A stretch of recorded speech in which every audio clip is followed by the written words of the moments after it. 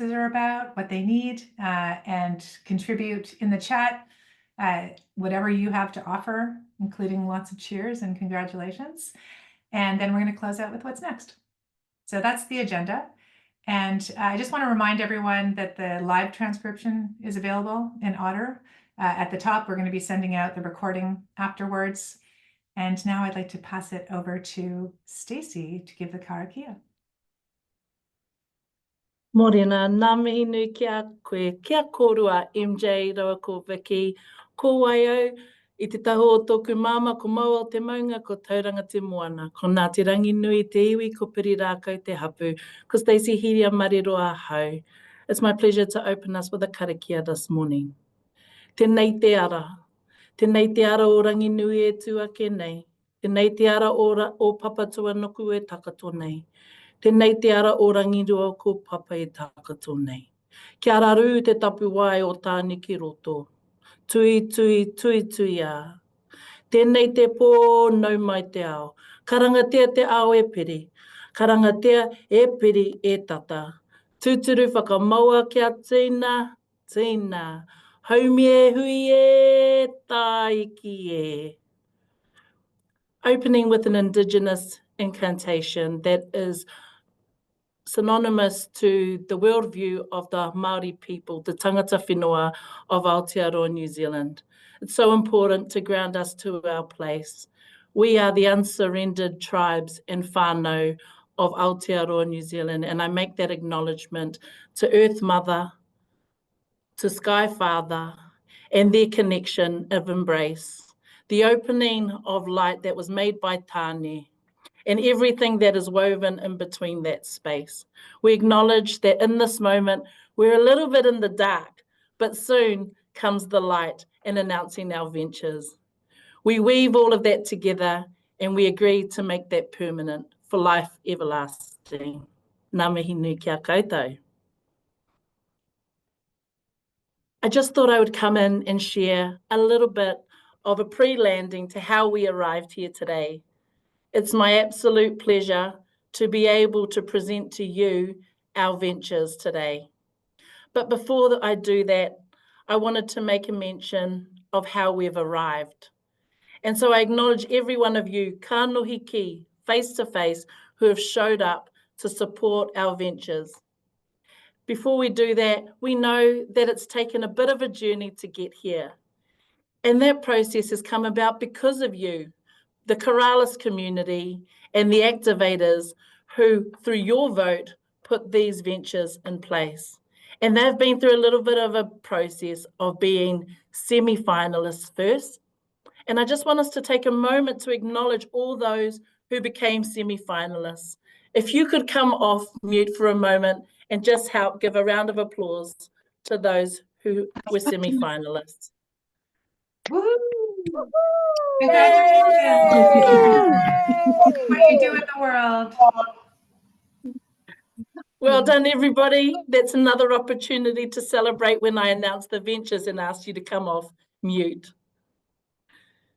But it is that time that we look to each of our ventures, and I'm going to call their names one by one.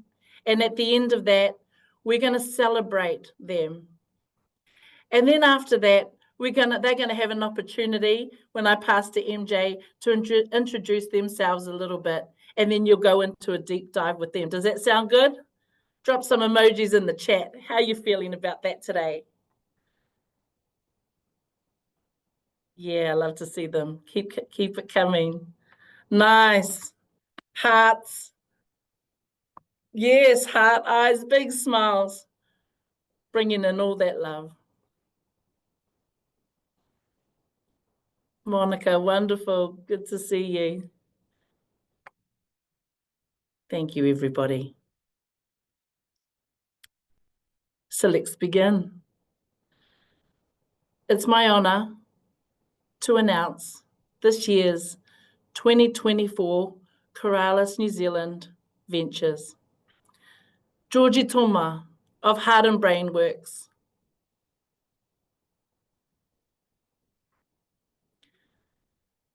Jade Kake of Matakohe Architecture and Urbanism. Timmy Smith of Pause for Tea, Janae Thompson of Potawa, Laura Nixon of Solid, and Debbie Stowe of Vince. Come back onto screen and help us whakanuia your successful ventures for Aotearoa New Zealand. Congratulations. Congratulations. Oh, thank you. So Thank good. you, everybody. I'm going to hand it over to MJ. Thank you, Stacy. I really appreciate your hosting the venture retreat. It's facilitating this time. And really want to thank you for that. And before we go into the deeper looking at each person, just can you give us a few words about what the retreat experience was like from your perspective, having been a participant last year and the facilitator this year? What was it like this year for you and for others? Yeah, I'd love to share that experience. Thanks for the opportunity. So you may or may not know that last year I was an Aotearoa New Zealand venture. My venture is Hangaitea o Tō Pitomata, Ignite Your Gift.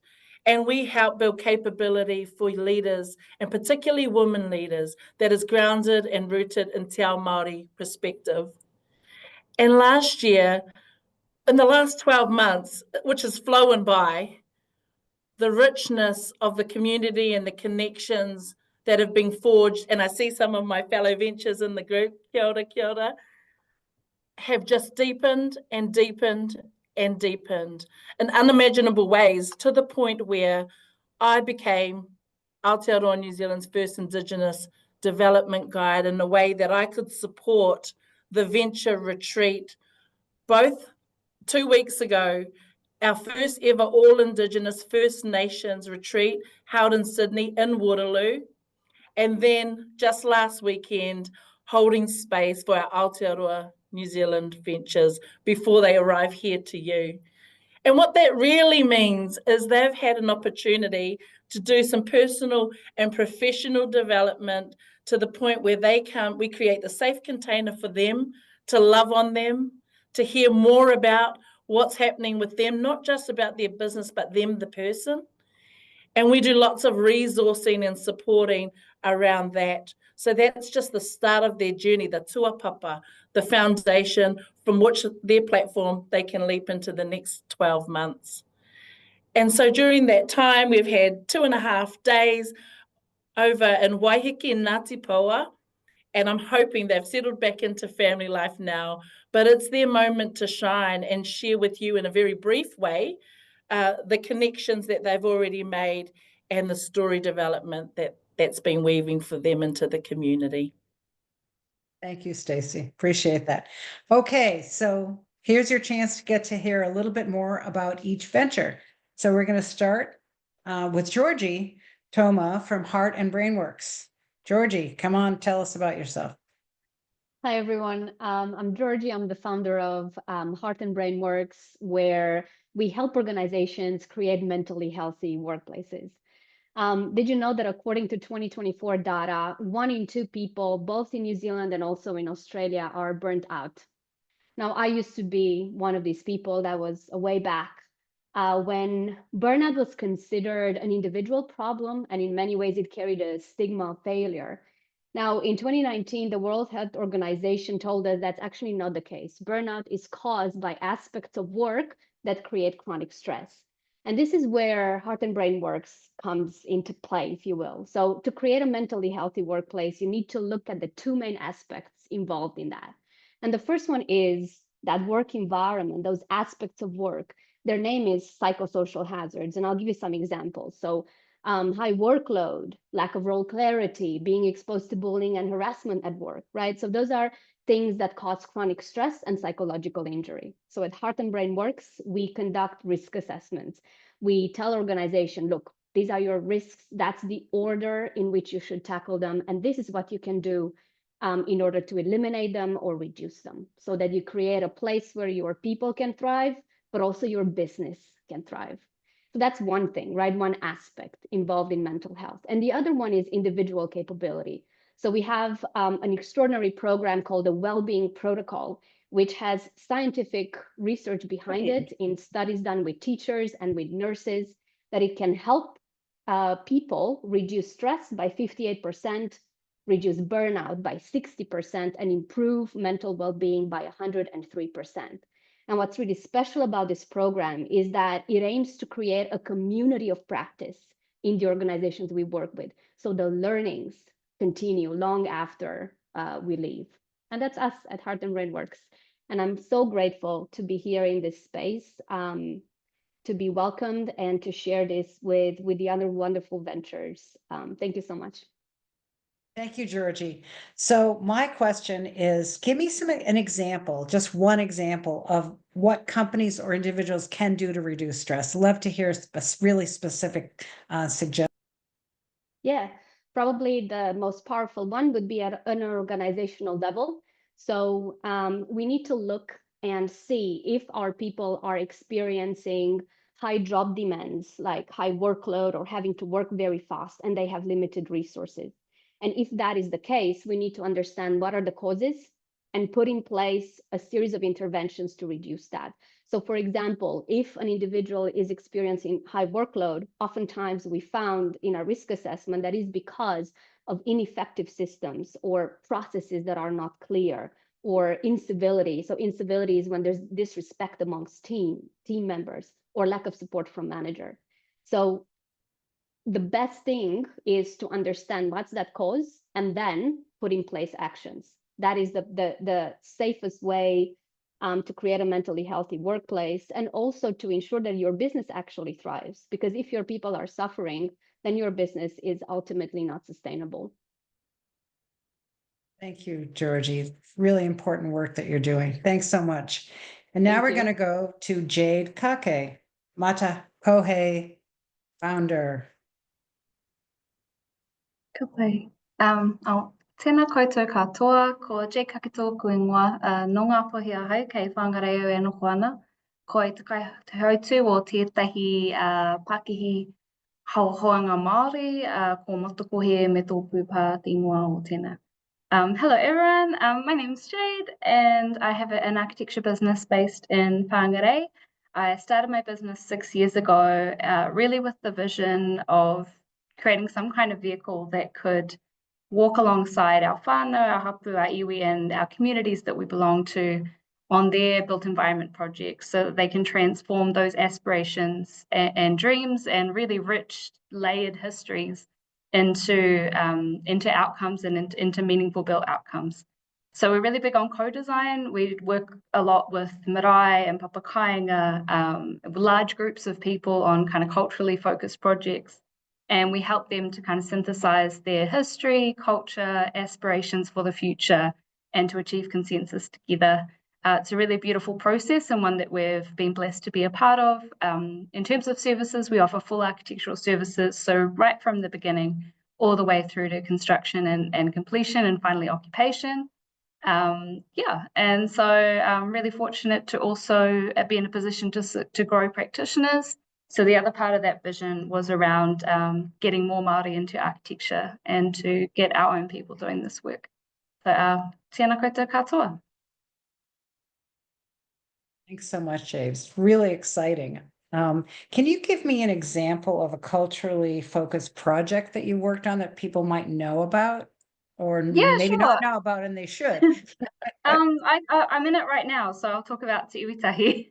So Te Iwitahi is the Whangarei Civic Centre, and it was basically the new council offices, and the council was in a very, very sad, not fit for purpose space before.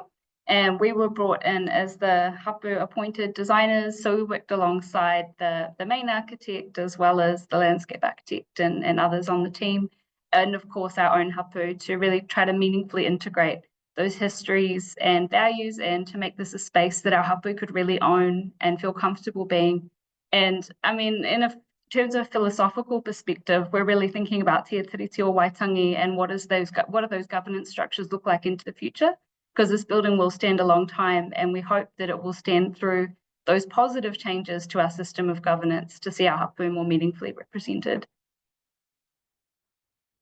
Oh, wonderful. Welcome. So happy to have you with us. Kia ora. And now up is Timmy Smith from Pause for Tea. Kia ora koutou, ko Timmy Smith tōku ingoa, ko whakatohia me te upukarihi me Ngāti Parau. Just such an honour to be here and be chosen as one of the 6 ventures of 2024. Looking forward to being part of this incredible legacy piece that Coralus has placed before us. So Pause for Tea, I created it over 20 years ago as a sugar-free treat for my children. And as they have matured, so has the concept. So now it's evolved into a mindful adult alternative to alcohol, offering sugar and sweetener-free sparkling teas that are crafted from organic botanicals and byproduct materials. We have been in business for over 22 years here, and we're based here on Waiheke Island, where we have a beautiful foundation for Pause for Tea to be to go forth from the world. We have international tourists that come to us, and our big goal here is to craft beverages that are crafted from whenua, for whenua, by tangata whenua. At the moment, we're in conversation with Horapara Kore growers and also growers from our Samoan sisters in the Samoan Association of Growers. And what we are endeavouring to do is to, as we grow, we want other Indigenous growers and practitioners to grow with us. So the more widespread we become, the bigger component that we become as a purchaser and a stabilizer for Indigenous growers, both here in New Zealand and the Pacific. We had done over 20,000 samples before we launched in 2018. And our whole kaupapa around what we do is that we want to connect people. So we believe if we can get people to connect, they'll care. If they'll care, they'll respect. And if they respect, they'll protect. So we've crafted not just a product, but a vehicle to access community and connection. And we're really looking forward to hopefully being able to share this on an international stage. So kia ora everyone, so appreciate being here, and to the activators, we truly can't thank you enough for enabling both your expertise and your resource to come to us this year. Kia ora. Thanks, Timmy. I had the privilege of actually tasting your tea, which I love tea. So it was really exciting experience. Tell me how you make it. Yeah, so what we do is we gather our ingredients, and so all of our organic botanicals. We hand blend the tea. We small batch brew. So we actually make these 1 litre tea bags ourselves. Small batch brew, chill, carbonate, can. So there's absolutely no nasties or anything untoward involved. And in fact, at the end of our process, we gather all of the botanicals that we've used and then return them to whenua. So we compost all of our elements, including our tea bags. Oh, wonderful. Great. I'm so excited. I can't wait to see what else you come up with. Well, we've got lots in the pipeline, MJ. All right. Let us know when it's ready to be told. Take care. Thank you. All right. Next up is Janae from Patawa. Janae, here you are. Kia ora, tēnā koutou katoa, e mihi aroha atu ana ki a koutou ko tai mai ki tēnei kaupapa.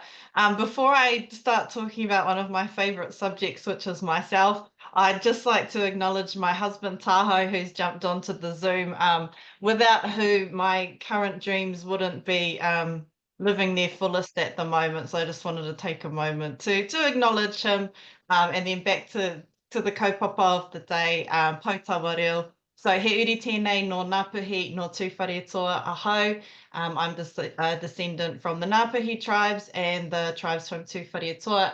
And 3 years ago, I created a business called Pautawa reo, where we specialise in the development of te reo Māori resources in a digital space.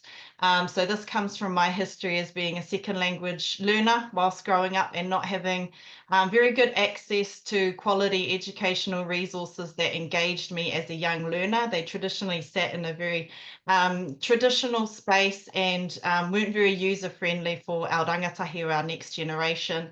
I then moved on to teaching in high school where things hadn't really changed that much. And I found it very difficult to engage, the next generations who we refer to as digital natives. They're always on their screens or on some form of device. So imagine if we can bring the beauty of Indigenous knowledge into a digital space to connect with them and to encourage them on their journey as becoming Indigenous adults. Our products are in over 150 schools throughout Aotearoa at the moment, and I did some quick math that just made me feel quite good, which means that we've reached over 10,000 young Māori learners over the past 3 years, which is a huge, warms my heart to know that we're making that sort of impact on our learners and developing a positive relationship. We also developed Te Reo Māori resources in the digital space to connect to context-specific learners. So Te Reo Māori in the home, in the office, early childcare centres, really using the methodologies that work for our young people for them to connect. Moving into the future, I'd really love to reach out to in other Indigenous languages. Languages isn't just a form of communication for us. It holds, the stories, the histories and the beauty of Indigenous knowledge within it. So at one point of time, they were under a threat of, I don't like the term extinct, but they weren't widely used. And so as Indigenous people, we lost a bit of our connection to some of that sacred knowledge. So if we can use the methodologies and practices that Potawa currently employs and translate them into other Indigenous languages, I firmly believe that an Indigenous mindset, what benefits Indigenous people will benefit all of us as a global society and bring us all together. So I'd really love to extend that outreach and just really promote and connect everybody, whether you're Indigenous or not, to the beauty of our languages and our cultures around the world. So ko hau tēnā, I went completely off script of what I planned, but that is me at Potawa Reo e mihi atu kia koutou katoa. Thanks, Janae. It was great. I loved hearing what you had to say, especially about how you are interested in how you bring this to other Indigenous languages. It's so important because the Indigenous mindset is crucial for our survival, I believe, right? What has been some of the schools said? What's the feedback you've gotten about what the effect of this is? Have you gotten any feedback from customers? Yeah, consistently getting positive feedback, and the nature of teaching within a school in Te Reo Māori is you might have one teacher who is a sole Te Reo Māori teacher within a big mainstream school, and it's not just the language that they teach, they're responsible for the whole cultural support and the wairu of the whole school. They're often in charge of the kapahaka, so the performing arts side, the pastoral side that's related to the care of Māori students. There's so many layers to what is incorporated in teaching Te Reo Māori. So when they're able to access these plans, they're all spaced out, they're all very easy to access, it's got links all in one sheet. So it means they can really focus on, what it means to be a good teacher, as opposed to having to sit down and write lesson plans and, find ways to be creative and interactive. We've done it all for them, so all they have to do is just bring their passion and enthusiasm into the classroom. And honestly, that's what we're really good at as being Māori, is bringing a vibe into a space no matter what the situation. So we're just taking care of all of the nitty gritty stuff that they want to, but they just don't have the time to do. So yeah, overall, the feedback has been really, really positive and just encouraging us to create more, which I'm excited to do. I don't know where this brain is going to take us, but definitely to some amazing place. I'm excited to see where this brain takes you to. So welcome, Janae. Yeah, tēnā koe, MJ. All right, next up is Laura from Solid. Kia ora koutou, ko Laura tōku ingoa. So I have a dental background. I used to work as a dental hygienist and a dental therapist, so both kids and adults. And it was while I was in this industry that I just got really frustrated with the amount of plastic waste around me. So if you've had a dental appointment recently, you'll know that it is just everything is covered in plastic. Everything you use is plastic, single use. And this really started to get to me. And it was about the same time that I was pregnant with my first child and fully sort of trying to live more sustainably in my home life as well. So these two kind of passions combined, and I started sort of tinkering and thinking about whether I could do toothpaste better, basically. So make it not come in a plastic tube and not have all the water and still taste really, really good and be really good for your teeth. And it turns out that you can. And so, yeah, a bit later down the track, we now make sustainable toothpaste. So we do toothpaste tablets, toothpaste in a glass jar, and toothpaste powder, and then lots of other products, which, yeah, if I had my way, I would just keep creating new products.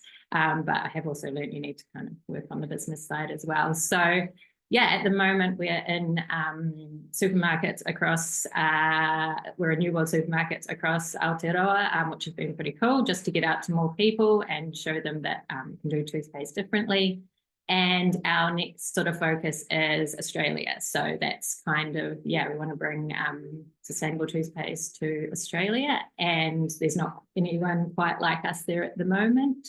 So, yeah, and just want to say that it was so amazing to meet everyone over the weekend and to see you all again. It's, yeah, it was amazing for me. So, yeah. Thanks, Laura. So you also distribute your toothpaste, according to the stuff I've heard you say in your application, another way, which I think is really, really smart. So what's your other network of distribution besides stores? Is this, are you meaning the online aspect or the No, way that I'm talking about going to those people who are not very sustainable to begin with, the dentists themselves.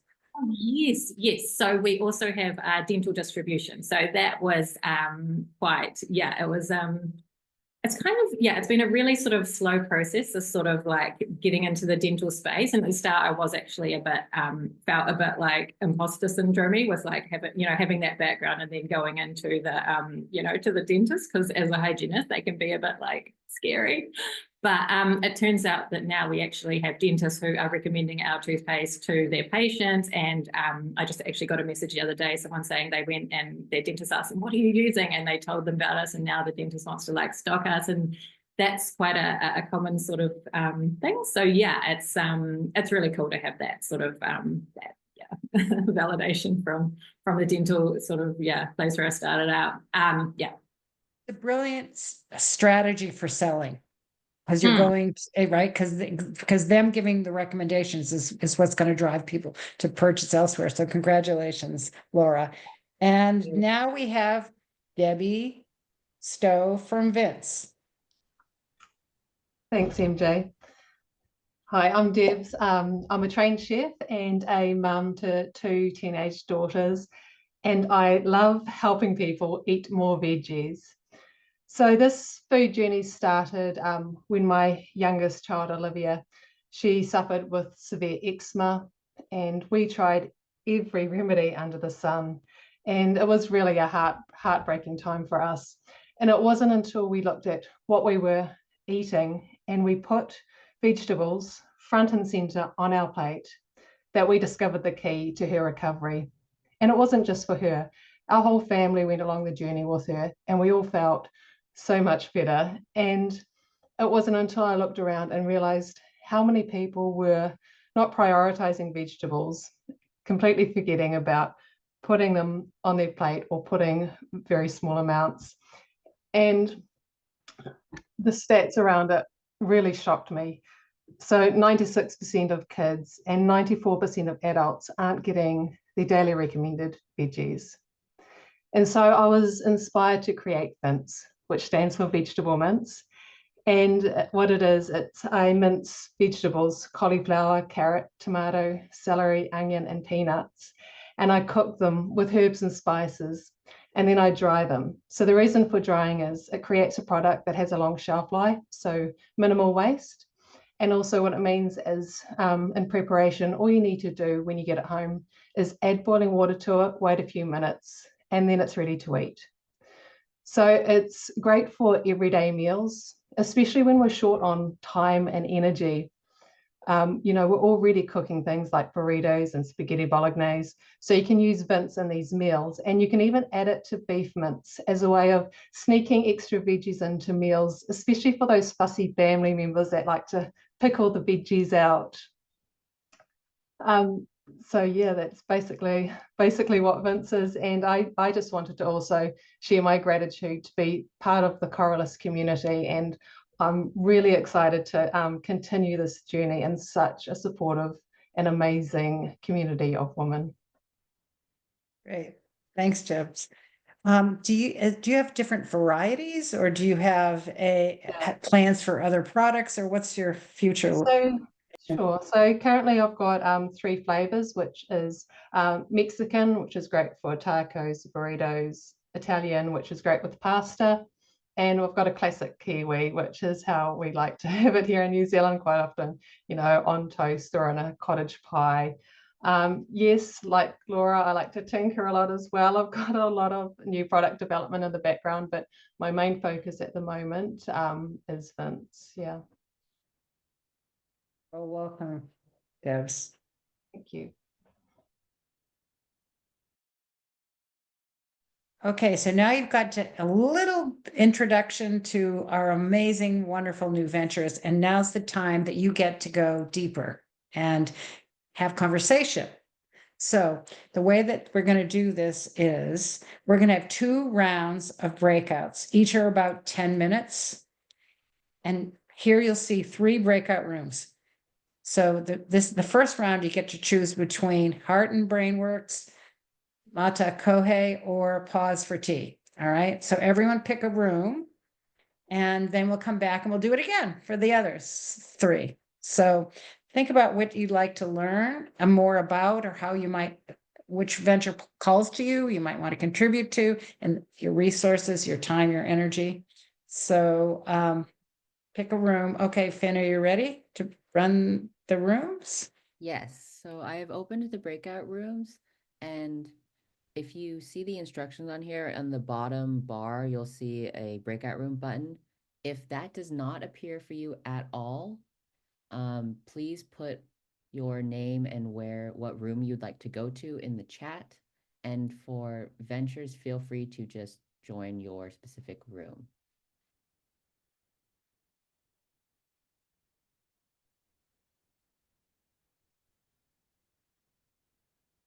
If anyone's having an issue, please put it in the chat. Otherwise, see you in the room. Okay.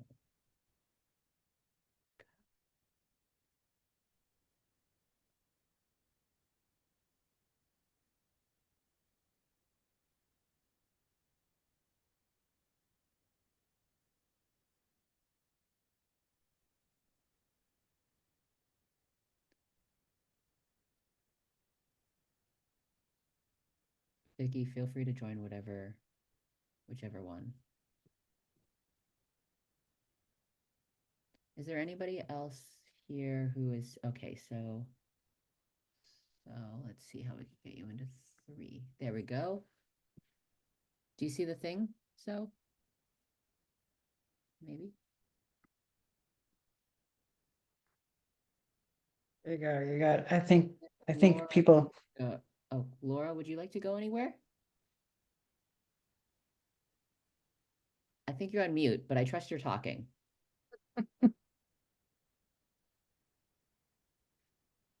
Alrighty.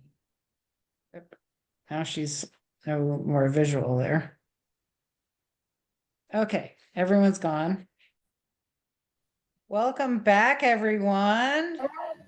I'd love to see a chatterfall. Put in the chat an emoji or a word of what your experience was like. Can you do that? Let's take a look at what it feels like.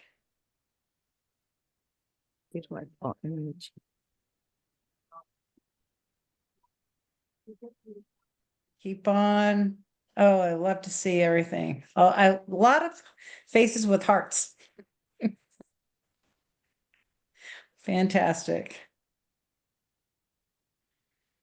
Okay, so we're gonna do round 2 now. And so the 3 ventures that have not gotten a chance to go are gonna go, and here are your room choices. Now you know how to do it.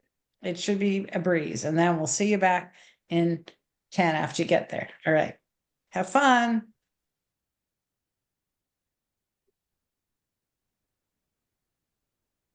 Alrighty, I have opened the breakout rooms yet again. Same process. If you were having trouble, same process. Put your name or just put in what room you'd like to be in, and I will move you manually.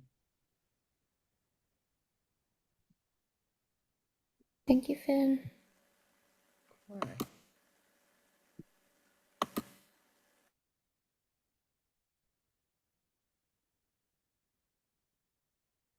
Where's it meant to be?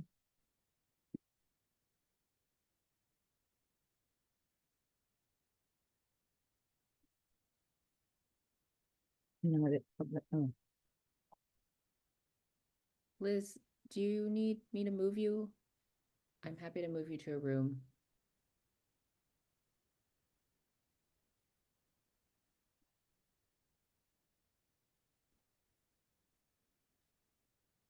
Liz or Robin, would you like me to move you to a specific deep dive room?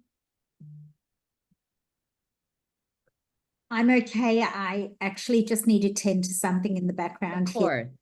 Of course. I'll off audio and video and listen for when everyone comes back at the end. Thank you. Of course. Sounds good. Thank you. Liz, are you good? I can't seem to. There's the Coralus venture is over room 2, and I can't move it. Which, okay, so is there a specific room you would like to be in? I can just do that I think for you. I'd like to go to room 2, and I can't access. And can do I it will for handle you. that for you. Thank you. Thank you. Here we go. Thank you.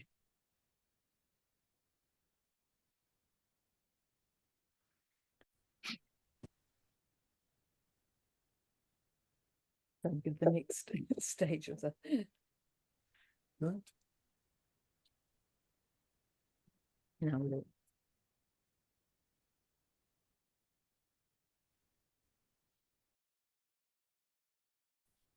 I think we're all back now. Welcome back, everyone. Over to Vicky and then to Janae. Right.